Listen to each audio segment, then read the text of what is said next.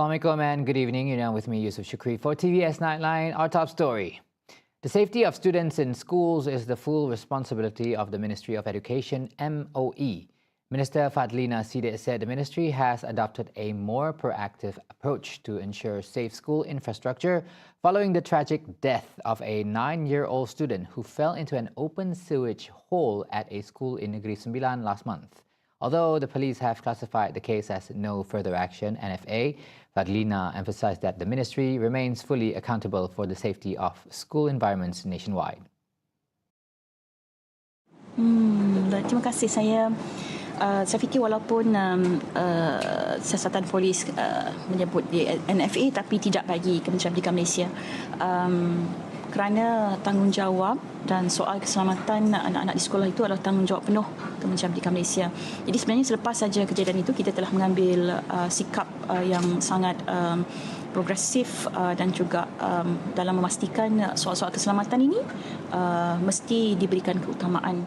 Adding to that, Fadlina said discussions have been held with all relevant parties, including the Public Works Department, school administrators, and education officers, to ensure safety standards are strictly maintained and that similar incidents do not happen again. On September 27th, a Year 3 student from Negeri Sembilan died after falling into a sewage drain at school around 10 a.m. State Police Chief Dato' Al-Zafni Ahmad said on Saturday that investigations determined the case was an accident with no criminal elements or negligence detected.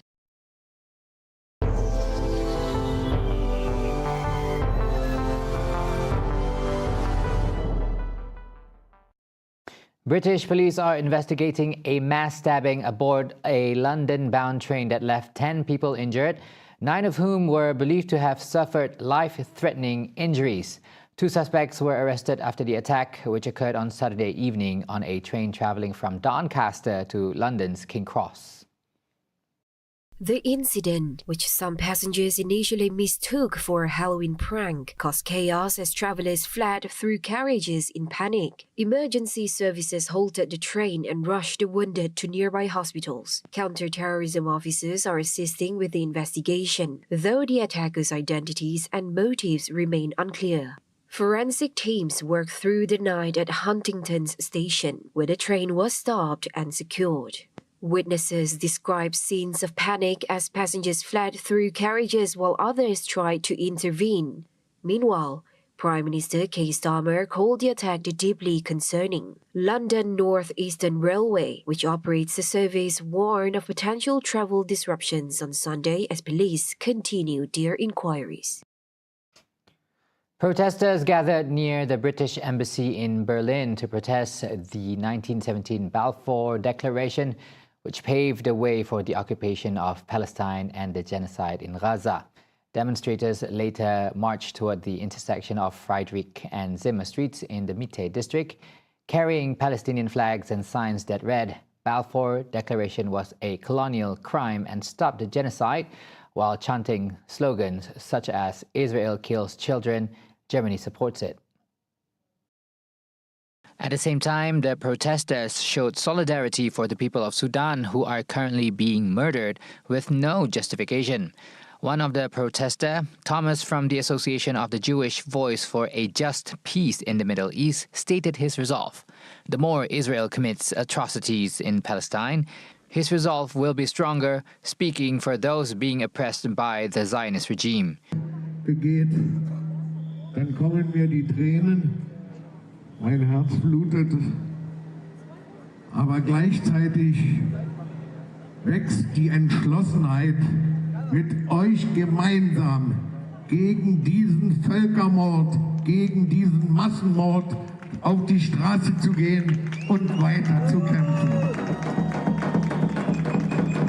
Alle aufrechten Menschen ob Juden, Moslems, Christen, Humanisten, kämpfen mit euch gemeinsam, bis die Freiheit Palästinas erreicht wird. The protests proceeded smoothly throughout the day, with Berlin police maintaining extensive security measures during the march. Meanwhile, Qatar has dispatched urgent relief and humanitarian aid to the city of Al-Dabah in the northern state of Sudan.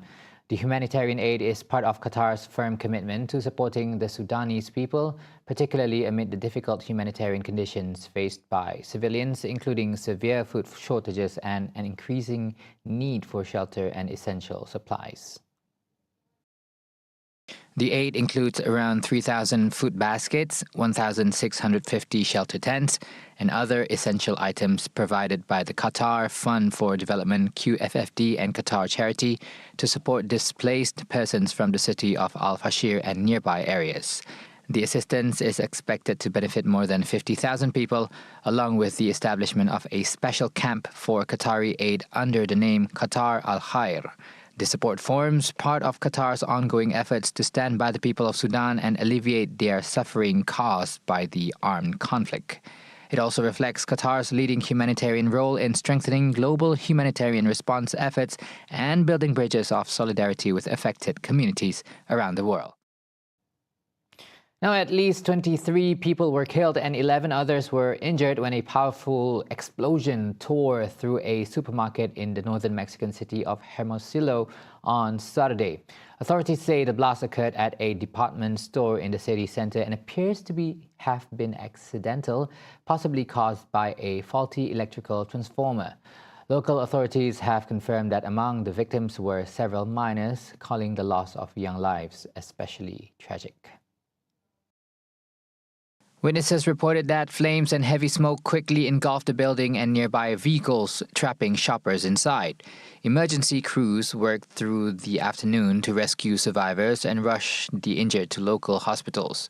Meanwhile, officials have ruled out any link to terrorism and are currently conducting a full investigation to determine the exact cause of the explosion. Images from local media show the store's facade blackened and its windows shattered.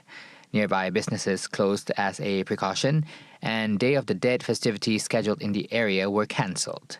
Meanwhile, Mexican President Claudia Sheinbaum has offered her condolences to the victims' families and said federal teams have been deployed to assist with rescue and recovery efforts.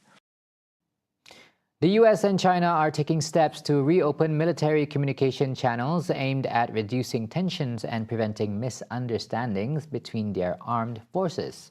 U.S. Defense Secretary Pete Hegseth announced Saturday that he and his Chinese counterpart, Defense Minister Dong Jun, agreed to restart military-to-military contacts to de-conflict and de-escalate potential flashpoints. Their meeting took place on the sidelines of a regional summit in Malaysia, one day after President Donald Trump and Xi Jinping held talks in South Korea. Hegseth later said both sides agreed that peace, stability and mutual respect are the best path forward for the two powers. Military dialogue mechanisms between Washington and Beijing have existed for years, but have often been suspended during periods of heightened tensions. Hegseth confirmed that further meetings to restore those channels are already being planned.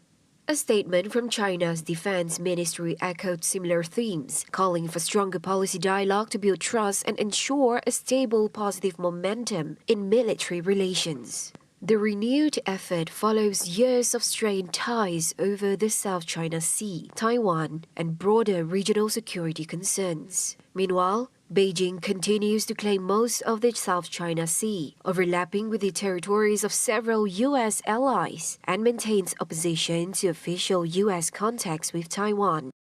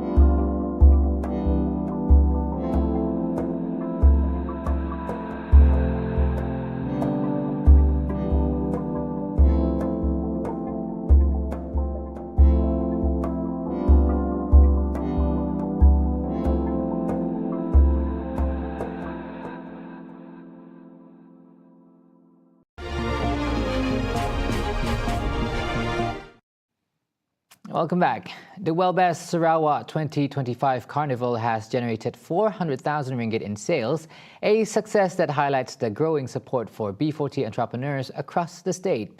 Organised by the Social Welfare Department JKM, the event provides a platform for entrepreneurs receiving welfare assistance to develop their businesses, break the cycle of poverty, and build self-reliant, competitive and sustainable enterprises. Minister of Women, Childhood and Community Wellbeing Development, Dr. Sri Fatimah Abdullah said the program also offers entrepreneurship grants worth 5,000 ringgit in equipment to help targeted entrepreneurs unlock their potential and expand their ventures. She then highlighted the long-term achievements of the initiative, setting the stage for the success stories of well-best entrepreneurs. Daripada tahun 2020 hingga 2024, seramai 2,135 orang usahawan dengan peruntukan 10.5 juta telah dibantu. Dan daripada jumlah tersebut, 773 orang atau 36% usahawan well-best telah berjaya dilahirkan. 36% ini adalah lebih tinggi daripada apa yang ditetapkan oleh World Health Organization. Maknanya keberhasilan usahawan pembangunan ekonomi oleh JKM untuk menghasilkan usahawan telah berjaya sebab ianya melebihi peratusan yang ditetapkan oleh World Health Organization. Speaking at the closing ceremony of the carnival, Fatimah noted that the Sarawak government aims to cultivate 410 new entrepreneurs this year, and as of September 2025, 332 applications equivalent to 81% have already been approved. Meanwhile, 117 entrepreneurs have successfully graduated through 2 panel meetings, demonstrating consistent income growth over 2 years and successfully breaking free from poverty. The carnival featured 142 entrepreneurs who are also JKM clients, showcasing products and services such as dried foods, handicrafts, traditional clothing, body massage, and facial services. Running from October 30th to November 1st, 2025, the carnival drew over 20,000 visitors from across Sarawak, underscoring widespread support for local entrepreneurs and the program itself.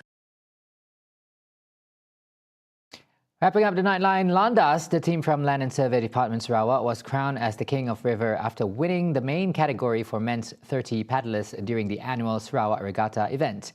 The winning boat, dubbed Azam Kasihnya Warisan 3, is now decorated with the highly sought-after His Excellency Yang di-Pertua Negeri Sarawak Cup. Manager of the Landas team, Dato' Awang Zamhari Awang Mahmud, said the win made this year's race even more meaningful as the team clinched as champions in other major categories as well. Tahun-tahun sebelum ini kita juga pernah dinobatkan sebagai Raja Sungai. Tetapi yang paling manis pada tahun ini kita berjaya untuk menjadi Raja Sungai untuk 2 peringkat, iaitu peringkat terbuka dan juga peringkat tempatan, iaitu TYT. Di samping itu kita juga menggodol kejohanan untuk acara 25, acara 20. Jadi keseluruhannya sangat memberi satu kepuasan dan ini merupakan hasil daripada usaha gigih yang berterusan. With a recorded time of 7 minutes and 13 seconds, the boat bearing plate number 38, led by Awang Zamhari, easily defeated 13 other teams in the final, clinching the prestigious King of River title along with 30,000 ringgit in cash.